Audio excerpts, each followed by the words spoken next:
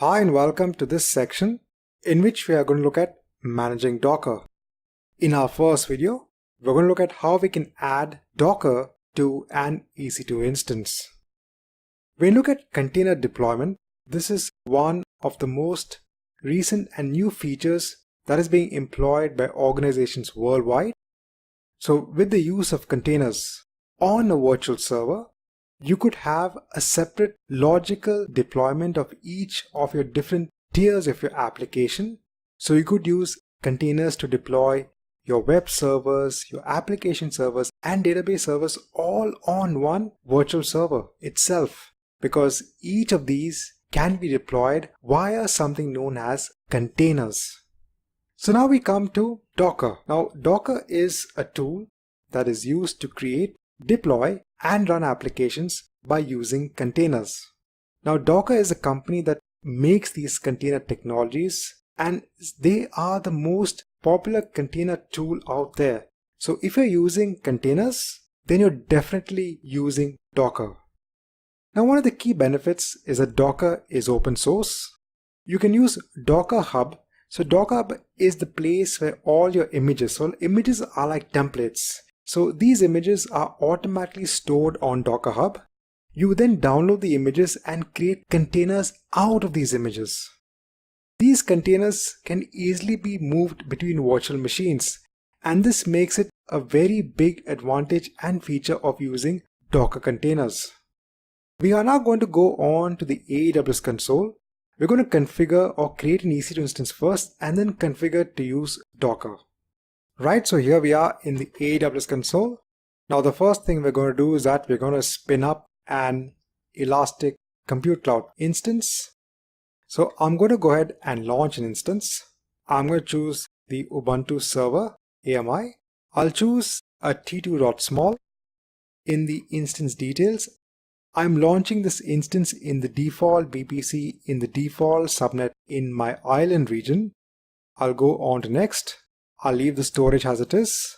Now in the tags, I'm going to add a name tag, and I'll just specify it as Docker just to ensure that we understand that this instance is pertinent to Docker. We're installing Docker on this because I do have virtual servers in my account, in my regions. So just to differentiate what are the virtual servers I'm working with, it's always good to add your name tags. Now in this security group, I will create a new security group. I'll give a name for the security group. I'll ensure that I have the ability to log into that instance. I'll do a review and launch. I'll click on launch. Now I already have the key pair, so I'll acknowledge it and then go ahead and launch my instance. Now I'm going to come back once my instance is in the running state.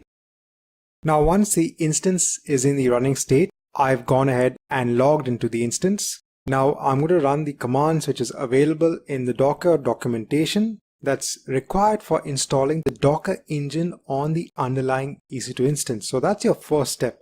Your first step is to install Docker engine on your EC2 instance. So I'm going to go ahead and use those commands. So first is to ensure that all my packages are up to date on the system. Next, I need to go ahead and install the transport layer. Next, I need to go ahead and add the key which will ensure that we have a secure download. Next, I'm going to add the stable repository in which we're going to download Docker. I'm going to do a sudo apt-get update command again. And now I'm going to go ahead and install the Docker Community Edition. Now once this is done, in order to see that Docker runs or Docker is working, we can use a docker run command and use a sample application of Hello World. So what this is doing is that this is actually pulling out the Hello World image from Docker Hub, pulling it on our EC2 instance, and it's running it. And now you can see the hello from Docker. So this is the output from the Docker container.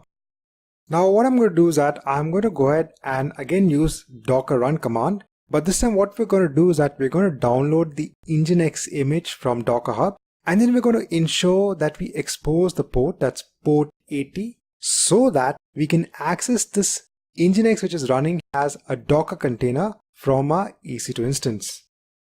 So now it's going ahead and pulling the Nginx image from Docker Hub.